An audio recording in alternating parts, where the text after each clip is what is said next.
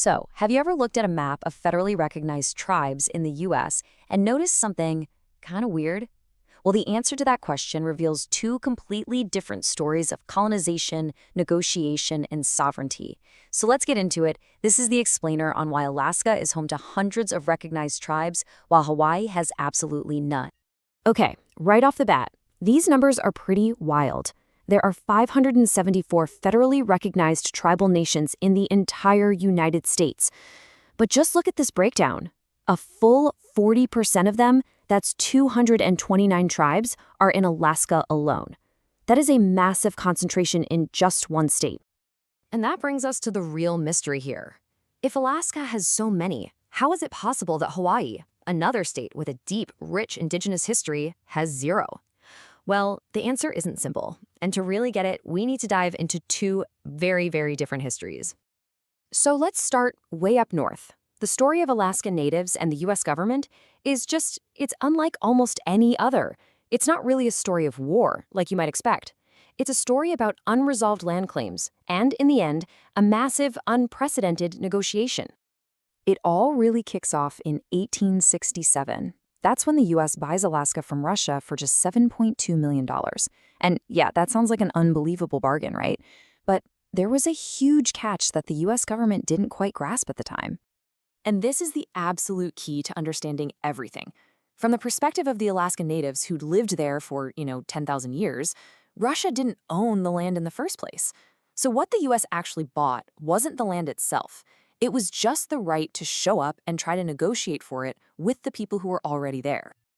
And that right there, that's the legal foundation for this whole story. Unlike so many tribes in the lower 48, Alaska Natives had never signed their land away in some treaty, and they hadn't been conquered in a war. Their legal claim to the land, it was still totally intact. So things really heat up in 1959. Alaska becomes a state, and it gets the green light to start claiming millions of acres of so-called vacant land.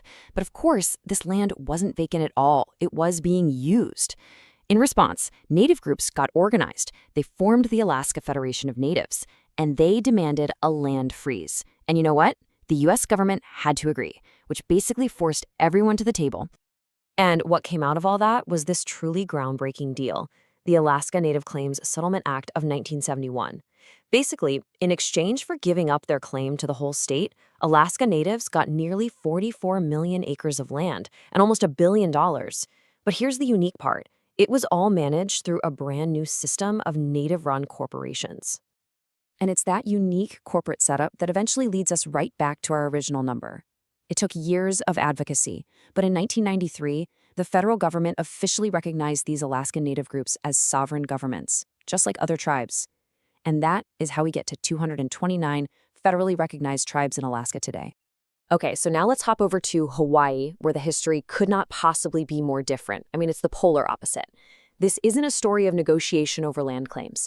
It's a story of a sovereign, internationally recognized kingdom being illegally overthrown. First contact with Europeans in 1778 was just catastrophic.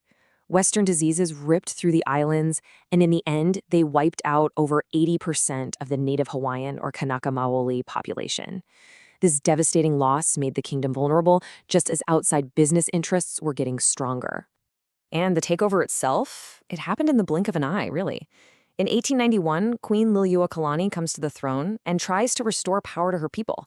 But just 2 years later, a militia of white businessmen, with the backing of U.S. troops, illegally overthrows her. By 1898, the U.S. just annexes Hawaii. A sovereign nation was gone in less than a decade. And you really have to listen to the Queen's own words, because they explain everything. She wasn't surrendering her kingdom. She very specifically said she yielded her authority to avoid bloodshed. She was protesting an illegal act and yielding to a superior military force, not giving up her people's sovereignty. And make no mistake, the Hawaiian people did not take this sitting down. When the U.S. tried to claim that the Hawaiian government wanted annexation, over 21,000 Kanaka Maoli citizens, which was a huge portion of the population back then, signed petitions protesting it. It was a clear, powerful rejection of U.S. rule. So let's just pause for a second here. We have two completely different stories. In one case, the U.S. was forced to negotiate over land. In the other, the U.S. backed an illegal overthrow of an entire country.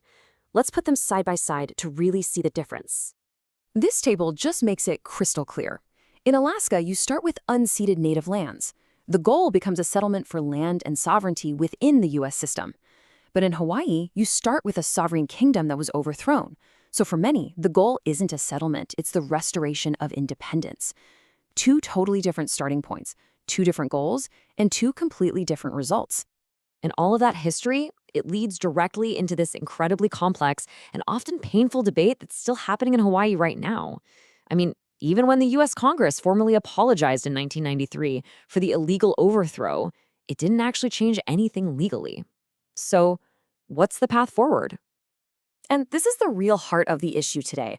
On one side, some Native Hawaiians argue that getting federal recognition, like the tribes in Alaska, is a practical step. It would give them a seat at the table to fight systemic inequality. But for many others, accepting that status would be a betrayal.